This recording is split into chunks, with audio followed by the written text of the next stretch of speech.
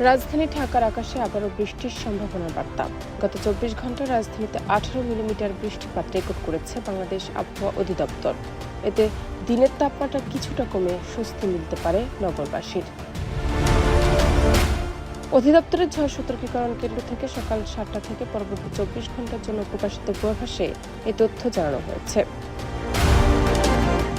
পূর্বাভাসে বলা হয়েছে, দুপুর পর্যন্ত আকাশ আংশিক মেঘলা থেকে অস্থায়ীভাবে মেঘলা থাকতে পারে। এ সময় কোথাও কোথাও বৃষ্টি কিংবা বজ্রসহ বৃষ্টি হতে পারে। একই সঙ্গে পশ্চিম অথবা দক্ষিণ পশ্চিম দিক থেকে ঘন্টায় 8 থেকে 12 কিলোমিটার বেগে বাতাস প্রবাহিত হতে পারে।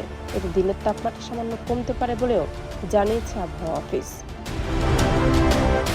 এদিকে সকাল 6টায় ঢাকার তাপমাত্রা ছিল 25.2 ডিগ্রি সেলসিয়াস। সে সময় বাতাসের আর্দ্রতা ছিল 87%। গতকাল রাজধানীতে সর্বোচ্চ তাপমাত্রা রেকর্ড করা হয় 35.9 ডিগ্রি সেলসিয়াস। সর্বনিম্ন তাপমাত্রা ছিল 22.7 ডিগ্রি সেলসিয়াস। আবহাওয়া অফিস বলছে, দিনের মধ্যে বৃষ্টি হলে তাপমাত্রা কিছুটা কমে স্বস্তি ফিরতে পারে রাজধানীর আবহাওয়ায়। জামাত টিপু, দেশ রূপান্তর।